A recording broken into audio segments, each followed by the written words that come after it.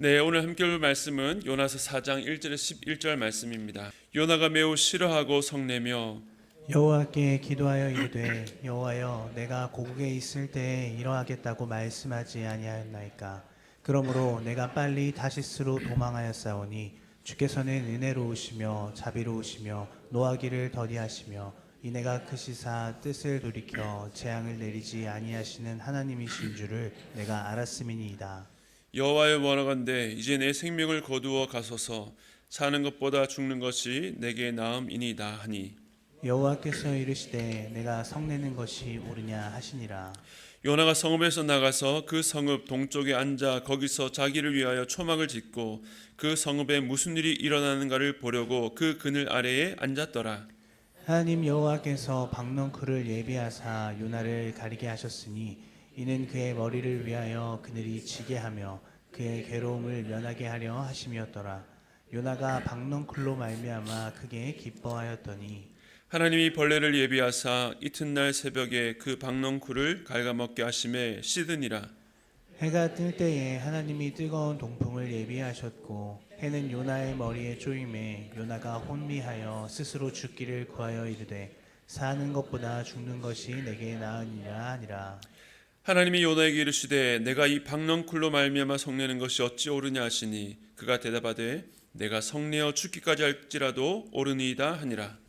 여호와께서 이르시되 내가 수고도 아니하였고 재배도 아니하였고 하룻밤에 났다가 하룻밤에 말라버린 이 박넝쿨을 아꼈거든. 함께 읽겠습니다. 하물며 이 큰 성읍 니느웨에는 좌우를 분별하지 못하는 자가 12만여 명이요 가축도 많이 있나니 내가 어찌 아끼지 아니하시냐 하시니라. 아멘. 네, 어제 3장에서 요나가 드디어 니느웨로 가서 하나님의 말씀을 전했고 놀랍게도 그 악했던 땅 니느웨에 마치 이러한 소식, 이러한 말씀을 기다렸다는 듯이 대대적인 회개운동이 자발적으로 일어났습니다. 정말로 상식을 뛰어넘는 기적이었습니다. 가장 높은 왕에서부터 백성들까지 심지어는 가축까지 금식하고 슬픔의 표시로 베옷을 입었습니다. 하나님께 직접 아뢰지는 못하고 혹시라도 심판을 돌이키지 않으실까라는 마음으로 참 신락 같은 희망으로 이 백성들이 나아간 것입니다. 하나님께서는 그들의 회개를 보시고 뜻을 돌이켜 재앙을 내리지 않으셨습니다. 요나의 참으로 모자란 순종이었지만 하나님은 그와 같은 순종을 통해서라도 이 놀라운 구원 사역에 기어이 참여시켜서 하나님께서 이방의 구원을 위해서 어떻게 일하시는지를 요나에게 보여주신 것입니다. 사람의 열심이 아니라 하나님의 열심으로 이루신 구원이었습니다. 그런데 만약 요나서의 목적이 이 니느웨를 구하는 것인데 말을 듣지 않는 요나를 통해서라도 이루신다는 것을 보여주기 위해서였다면 이 3장에서 이야기가 끝이 나도 됩니다.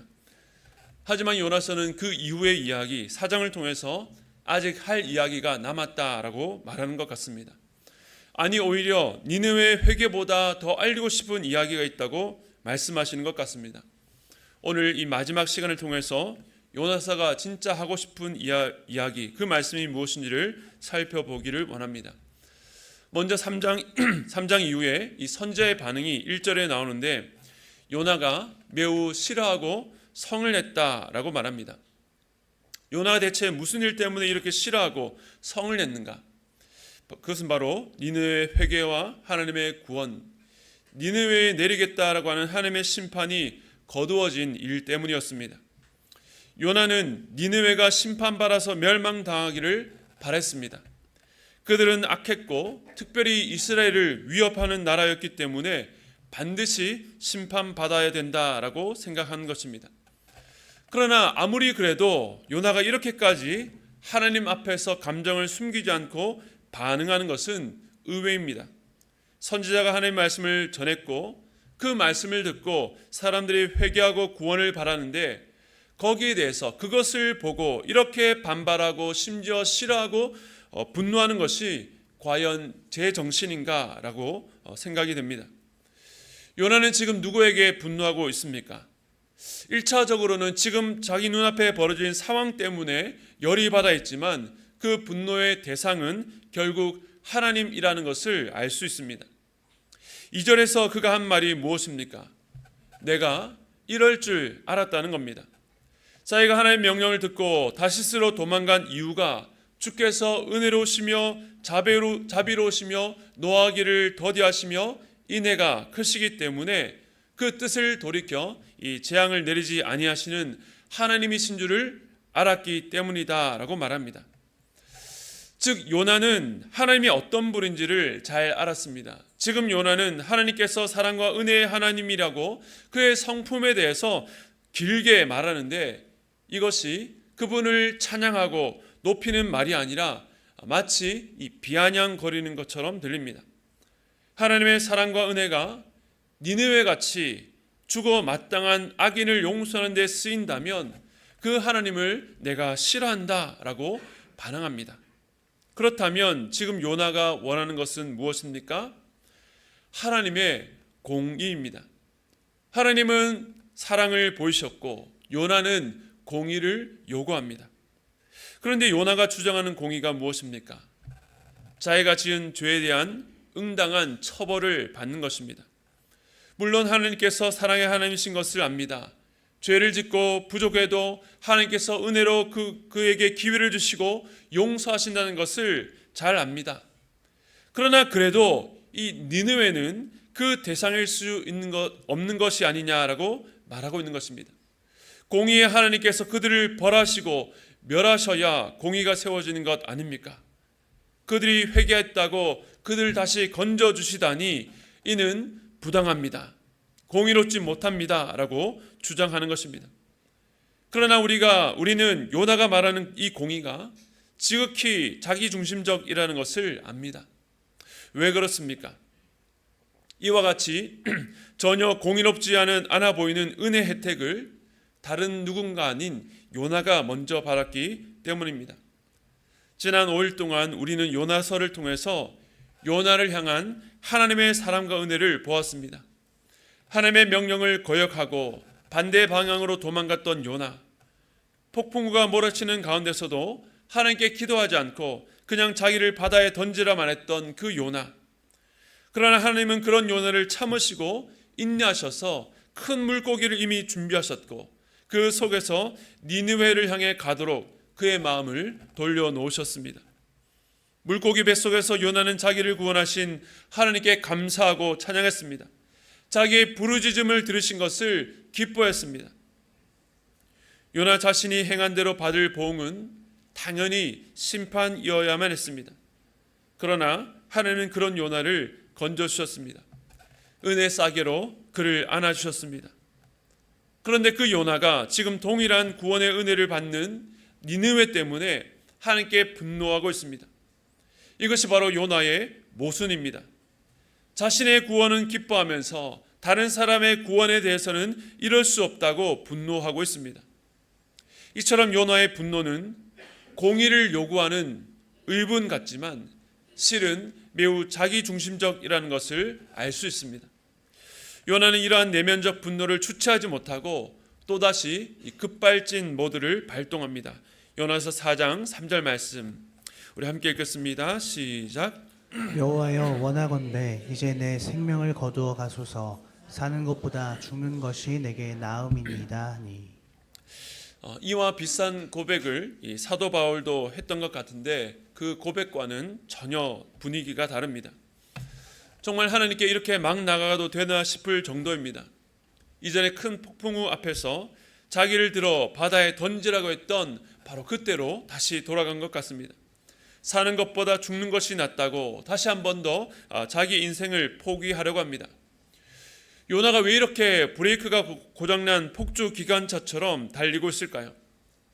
그에게 하나님에 대한 지식이 없어서가 아닙니다. 하나님이 어떤 분인지를 잘 알았지만 그러한 하나님의 뜻이 자신의 생각과 맞지 않으니 하늘 향해서 들이받고 있습니다. 자기가 바른 사랑은 잃은 채 자기가 원하는 대로 이루어지지 않는 현실에 반발하고 있습니다.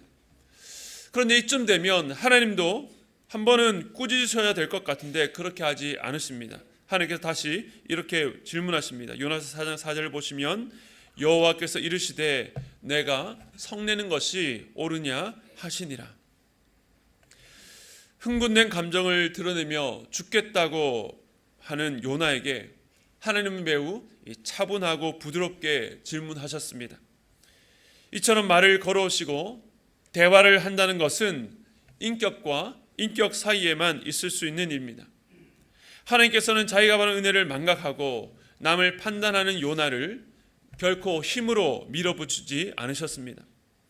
하나님께서는 자신과 타인을 향해서 이중잣대로 판단하는 이 자기 모순으로 가득 찬 요나, 자기 의로 가득 찬 그 말 안 듣는 인간에게 대화를 걸어오시고 무언가를 또 준비하십니다. 오늘까지 6일 동안 요나에 대해서 여러분은 어떻게 느끼십니까? 많은 분들이 요나가 자신과 같다라고 말씀을 많이 해 주셨습니다. 내가 요나처럼 주님의 명령에도 도망갔으며 하나님께서 자신에게 주신 그 달란트와 많은 것들을 뱃삭으로 지불하고 배에 올라탔다고, 영적으로 잠들어 있었다라고 고백해 주셨습니다. 저 또한 요나서를 묵상하면 묵상할수록 이 요나에 대해서 한편으로는 이질적이면서도 동질감을 느낍니다. 그래도 하나님의 선지자라고 한다면 일반적인 기대치가 있는데 그것과는 전혀 다른 방향으로 흘러가는 것을 보면서 이래도 괜찮나? 기존의 선지자와 너무도 다른 이질감을 느끼게 됩니다. 그런데 지금 조금 더 생각해 보면 이토록 이질감을 느끼는 요나에게서 성경의 그 어떤 인물보다 동질감을 느끼게 됩니다. 왜냐하면 요나의 이런 괴팍하고도 이 독특한 모습이 사실 우리의 모습이기 때문입니다. 반항하고 심지어는 하나님을 향해서 분노하는 요나, 말로는 얼마든지 하나님이 어떤 분인지를 떠들 수는 있지만 자기 기준에 맞지 않을 때는 하나님의 뜻이라 할지라도 전혀 받아들일 마음이 없습니다. 선지자 요나라는 사람에게서는 사실 우리가 별로 배울 것이 없어 보입니다. 그래도 굳이 하나 꼽는다면 물고기 뱃속에서 하나님께 기도했던 장면인데 3장을 지나서 4장에서 하나님 향해서 이렇게 대놓고 폭주하는 모습을 보면 과연 그 기도는 무엇이었는가? 마치 부도난 수표처럼 그 기도도 거짓이었나라는 마음도 솔직히 듭니다. 그러나 우리가 부인할 수 없는 것은 이 모습조차도 우리와 다르지 않다는 것입니다. 우리 인생의 어느 때에 하나님께 위대한 기도를 드리기도 했습니다. 하나님께 과감히 헌신의 기도도 했습니다. 특세나 수련회, 어떤 집회를 통해서 은혜를 부어주실 때에 뜨거운 기도로 하나님 앞에 간절히 나아간 그런 경험들이 있을 것입니다. 그러나 우리가 부인할 수 없는 것은 우리의 삶이 그 위대한 기도를 따라가지 못하고 그 기도 내용처럼 우리의 삶에 구현되지 못한 때가 훨씬 더 많다는 것입니다. 아니, 따라가지 못할 뿐만 아니라 오히려 그 기도의 고백과는 역행하는 삶을 살았습니다. 그렇다면 기도와 삶이 이렇게 달라도 소용없다는 말인가? 그냥 요나처럼 막 살아도 괜찮다는 말인가? 라는 의문이 들 수 있습니다. 물론 그런 뜻은 아닙니다. 지금 우리가 성경에서 보는 요나는 분명 불완전하고 참 불손하지만 이 모습이 그의 최종 모습은 아닙니다. 하나님께서는 그럼에도 계속 요나와 대화하고 계시며 그를 다루고 계십니다. 요나는 일만 생기며 자꾸 자기 인생을 끝내려 했지만 하나님은 그를 결코 포기하지 않으셨습니다. 바로 여기가 소망의 지점입니다. 이제 하나님께서는 이 대화의 연장선상이자 마지막 대화 장면으로 우리를 초대합니다. 화병에 걸린 사람처럼 계속해서 화를 쏟아내는 요나, 그 요나가 성읍을 떠나서 동쪽에 앉아서 초막을 지었습니다. 그리고 그 성읍에서 무슨 일이 일어나는가 보려고 그늘 아래에 앉아 있었습니다. 요나가 도대체 무엇을 보려고 했을까요? 니느웨에 하나님의 심판이 이미 거두어졌는데 무엇을 보려고 했을까요? 그것은 아마도 요나의 마지막 희망이었을 것입니다.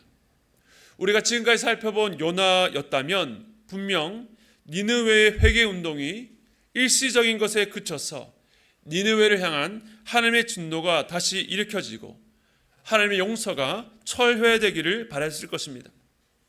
요나는 이렇게 불순한 의도로 원수 니느웨가 심판받는 장면을 구경하려고 동편에 자리를 잡고 초막을 짓고 그늘에 앉아 있었던 것입니다.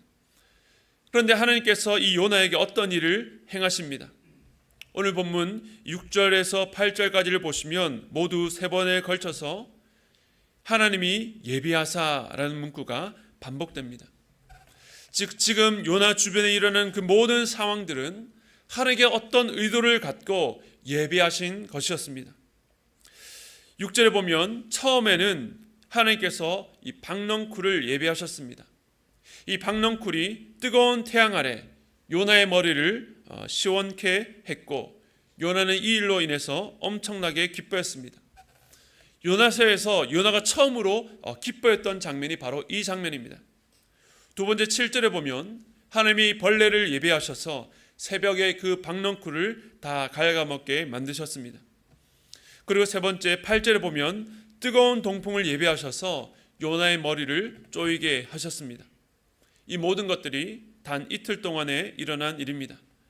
박넝쿨이 자라서 뜨거운 태양볕 아래에서 요나를 피하게 하셨고 또 하룻밤에 벌레가 그 박넝쿨을 다 먹어버렸고 이제는 뜨거운 동풍을 불어서 요나를 정말로 미치게 만드셨습니다. 이 모든 일을 겪고 난 뒤에 요나의 반응이 요나서 4장 8절인데요. 제가 읽겠습니다. 해가 뜰 때에 하나님이 뜨거운 동풍을 예비하셨고 해는 요나의 머리에 쪼임에 요나가 혼미하여 스스로 죽기를 구하여 이르되 사는 것보다 죽는 것이 내게 나으니이다 하니라. 요나가 정신이 혼미하여 또다시 죽기를 구합니다. 요나서 안에서만 벌써 몇 번째입니까? 그런데 이번에는 하나님께서 요나에게 니느웨를 떠나지 말고 니느웨 동편에 초막을 짓고 거기 머물라고 하신 것이 아니었습니다. 순전히 자기가 원해서 엉뚱한 것을 기대하고 스스로 거기에 머물다 겪은 일인데도 요나는 이번에도 죽겠다라고 합니다. 그랬더니 하나님께서 다시 요나에게 묻습니다. 하나님께서는 요나가 어떤 마음인지 그가 왜 화를 내고 있는지를 아셨습니다. 단도직입적으로 이렇게 말씀하십니다. 내가 이 박넝쿨로 말미암아 성내는 것이 옳으냐. 그런데 이에 대한 요나의 대답도 참 놀랍습니다. 내가 성내어 죽기까지 할지라도 옳습니다. 그럼요, 당연하지요. 누가 뭐래도 내가 성내는 것이 옳습니다. 이렇게 대답합니다. 그러자 하나님께서 요나서 전체를 통틀어서 정말로 하고 싶었던 말씀을 요나에게 하십니다. 우리 요나서 4장 10절과 11절 말씀 우리 다시 한번 더 읽겠습니다. 시작. 여호와께서 이르시되 내가 수고도 아니하였고 재배도 아니하였고 하룻밤에 났다가 하룻밤에 말라버린 이 박넝쿨을 아꼈거든. 하물며 이 큰 성읍 니느웨에는 좌우를 분별하지 못하는 자가 12만 명이요 가축도 많이 있나니 내가 어찌 아끼지 아니하겠느냐 하시니라. 아멘. 요나가 수고도 재배도 하지 않은 박넝쿨을 아꼈습니다. 그리고 그것이 벌레 먹어 상했을 때에 분노하고 화를 내고 있습니다. 여러분, 요나가 왜 분노했습니까? 요나가 왜 그렇게 박넝쿨을 아꼈습니까? 그것은 죽은 박넝쿨이 불쌍해서가 아니었습니다. 그 이유는 바로 자기를 위해서였습니다. 요나는 참 자기 중심적인 사람이었습니다. 사실 요나가 하나님의 명령을 듣고도 반항한 것, 그리고 화를 내고 하나님께조차 분노를 쏟아낸 것은 겉으로는 공의와 신앙이라는 옷을 입고 있지만 실상 그 안은 자기 중심으로 가득 찬 자아가 있었기 때문이었습니다. 오늘 말씀 한번 보십시오. 5절에 보면 요나가 성읍 동쪽에 초막을 지었는데 누구를 위해서 지었다라고 말합니까? 바로 자기를 위해서입니다. 6절에 보면 하나님께 박넝쿨을 예배하신 이유가 뭐라고 말씀하십니까? 6절에 보면 그의 머리를 위하여입니다. 하나님께서는 그의 머리를 서늘하게 해주기 위해서 박넝쿨을 주셨습니다.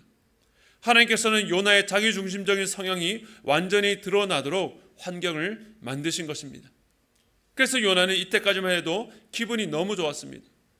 그러나 바로 다음 날 벌레와 동풍이 오자 요나가 돌변합니다. 요나는 지금 박넝쿨 때문에 하나님께 화를 내면서 자기를 죽여달라고 말하는데 그 이유는 단 하나, 바로 자기를 위해서였습니다. 햇빛을 가려주던 박넝쿨이 벌레를 먹어서 이제 더 이상 자기에게 쓸모없이 되어버렸습니다. 그때 요나 안에 분노가 폭발합니다. 하나님께서는 환경을 통해서 요나 마음 깊은 곳에 있는 지극히 자기중심적인 모습을 폭로하신 것입니다. 그런데 바로 이 모습이 우리입니다. 요나서를 보면 요나는 감정 표현에 거칠 것이 없는, 참 거짓이 없는 사람 같습니다. 기뻐하고 분노하고 즐거워하고 화를 내고 대듭니다. 그런데 그의 모든 감정들을 움직이는 원인은 바로 자기를 중심으로 해서 자기를 위하여에 묶여 있는 것입니다. 우리의 신앙생활을 들여다보면 그럴 수 있습니다. 나를 위한 하나님의 말씀, 나를 위한 하나님의 위로, 나의 필요가 채워질 때 기뻐하고 감사하며 즐거워합니다. 그런데 우리의 일상으로 돌아가서 하나님의 뜻이 자기의 뜻과 부딪힐 때에 자기의 자존심과 자기의 이익을 건들면 견디지 못합니다. 조금이라도 내 것을 포기하게 만들면 견딜 수 없습니다. 오늘날 많은 사람들이 세상을 향해서, 교회를 향해서, 이웃을 향해서 분노하고 화를 표출합니다. 여러분이 최근에 화를 내고 분을 내었던 때를 돌아보면 과연 무엇 때문에 그렇게 화가 나셨습니까? 무엇 때문에 그렇게 하나님께 섭섭하셨습니까? 그것이 하나님 나를 위한 의분이었습니까? 아니면 여러분을 위해서였습니까? 우리의 깊은 내면을 들어가 보면 너나 할 것 없이 우리 모두는 자기를 위해서에 갇혀 있습니다. 그래서 우리는 자기중심적이고 자기 방어적일 수밖에 없습니다. 왜냐하면 여전히 죄의 흔적이 우리에게 남아있기 때문입니다. 어떤 목사님이 죄를 설명할 때에 죄를 뜻하는 영어 단어가 이 sin인데 이 단어의 중심에 뭐가 있습니까? I가 있습니다. 이렇듯 죄의 중심에는 바로 자기 자신이 있다는 것입니다. 그렇기 때문에 하나님이 중심이 아니라 자신이 중심이 되면 죄를 지을 수밖에 없습니다. 우리는 하나님의 은혜를 경험했지만 여전히 자기 중심적인 틀에서 벗어나지를 못해서 날마다 넘어집니다. 그러나 아직 이야기가 끝나지 않았습니다. 이렇게 자기 중심으로 가득 찬 요나에게 하나님께서 질문하십니다. 너는 박넝쿨을 그렇게 아꼈는데 하물며 내가 이 큰 성읍에 좌우를 분별하지 못하는 12만여 명과 많은 가축들을 아끼지 아니하겠느냐. 바로 이 말씀이 요나서 전체를 통해서 하나님께서 요나와 우리에게 들려주고 싶은 말씀입니다. 이 말씀에는 한 대상을 향한 하나님의 사랑과 수고, 그 안타까운 마음이 다 포함되어 있습니다. 그런데 안타깝게도 이 요나서 전체에서 하나님께서 아끼시는 대상을 향해서 마음을 주고 그 인생을 던질 사람이 보이지 않습니다. 하나님께서 이 일을 위해서 요나를 택하셨는데 이 선지자조차 하나님께서 아끼시는 그 대상을 향해서 싫어하고 경멸하고 있습니다. 이와 같이 하나님의 관심과 요나의 관심은 처음부터 어긋나 있었습니다. 요나가 하나님의 명령 니느웨의 반대 방향으로 도망간 것도 하나님의 관심과는 내가 조금도 절대로 함께할 수 없다는 것을 보여주는 상징적인 행동이었습니다. 요나가 우여곡절 끝에 니느웨에 가서 그의 입으로는 하나님의 말씀을 전했지만 그들이 구원받는 것을 보고 오히려 싫어하고 성을 낼 정도로 그는 여전히 하나님의 관심을 싫어했습니다. 그러다가 마지막 장면에서 내가 어찌 아끼지 아니하겠느냐라는 물음 앞에 서게 됩니다. 요나서는 바로 이 하나님의 질문으로 끝납니다. 이 질문에 요나가 어떻게 대답했는지 나오지 않지만 그렇기 때문에 이 질문은 요나뿐만 아니라 우리를 향한 질문으로 다가옵니다. 하나님께서는 오늘도 우리에게 물으십니다. 너 자신만의 일 말고 네가 나를 이용해서 얻고 싶은 일 말고 너의 인생에서 정말로 애쓰고 수고하며 분노하고 답답해하기까지 이루고 싶어하는 그 일 말고 내가 아끼는 대상, 내가 정말로 귀하게 여기는 대상을 아끼지 아니하겠느냐. 하나님의 마음이 있는 곳에 함께할 마음을 찾고 계십니다. 요나에게 있어서 그 하나님께 아끼시는 대상은 원수요 멸망당해야 될 대상이었습니다. 그러나 하나님께서는 그들을 향해서 어찌 아끼지 아니하겠느냐라고 말씀하시는 것입니다. 그러나 저는 이 말이 니느웨에게만 한정된 말로 들리지는 않습니다. 마치 요나를 향해서 내가 어찌 너를 아끼지 아니하겠느냐라고 말씀하시는 것 같습니다. 요나가 처음부터 끝까지 하나님의 관심과는 상관없이 살고 도망가고 분노하고 맞받아치고 죽으려고 발버둥 쳤지만 하나님은 그런 요나를 향해서 내가 어찌 너를 아끼지 아니하겠느냐라는 것을 보여주셨습니다. 요나를 향한 하나님의 마음을 요나서 전체를 통해서 증명하고 계십니다. 하나님께서 요나를 향해서 얼마나 인내하셨습니까? 그를 위해서 큰 물고기를 이미 예비하셨고 그의 모자란 순종을 통해서라도 하나님께서 일으키시는 구원 역사를 그 요나에게 보여주기를 원하셨습니다. 그리고 이제 요나와 우리를 향해서 내가 아끼고 마음 쓰는 대상에게 너희의 마음을 달라고 말씀하고 계십니다.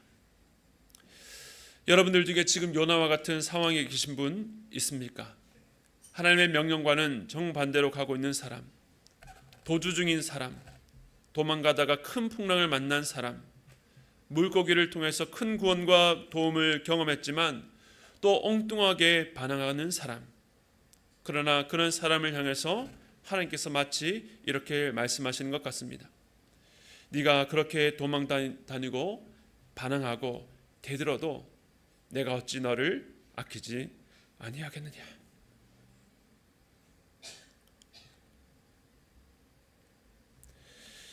늘 그 자리에 주저앉아 변화를 두려워하고 변하지 않겠다고 버텨도 내가 어찌 너를 아끼지 않겠느냐.